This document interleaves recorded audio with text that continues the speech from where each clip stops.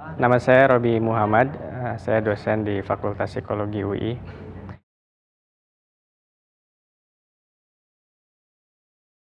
Memang hal paling penting di sosial media ini adalah membuat sesuatu atau membuat kreasi dan juga berkolaborasi dengan orang lain atau ya berkolaborasi secara umum. Mengenai apa yang harus berkreasi seperti apa, ya itu memang ya itulah kebebasan yang kita punya gitu. Apapun kita bisa berkreasi hal yang positif. Tapi bagaimana caranya? Nah, ini kita perlu berinteraksi memang dengan orang-orang yang memiliki pikiran atau ide yang mirip lah kurang lebih.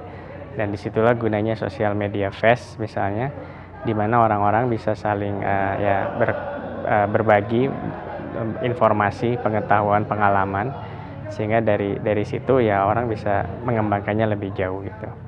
Jadi kolaborasi kreasi ini hanya bisa lancar jika ada interaksi yang intensif, yang salah satunya adalah pertemuan seperti di sosial media fest.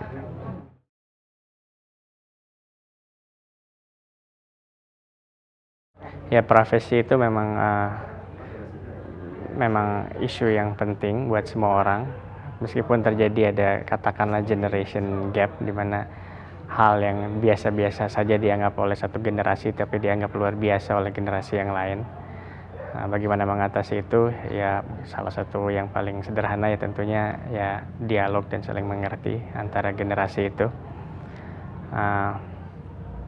Dan juga profesi secara umum ya teknologi ini perlahan juga bisa merubah konsepsi kita mengenai apa itu privasi gitu. Dan kita tidak bisa mendefinisikan secara pasti dan abadi apa itu privasi karena memang pola interaksi manusia itu berubah terus karena ada teknologi ini. Yang penting kita lakukan adalah kita selalu bisa beradaptasi dengan perkembangan komunikasi interaksi manusia dan merumuskan privasi yang cocok pada konteks yang tepat. Jadi kata kuncinya ini adalah kemampuan beradaptasi itu.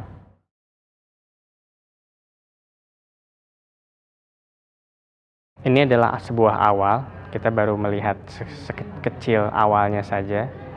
Dia akan jauh lebih besar efek dampaknya ke kehidupan kita sehari-hari.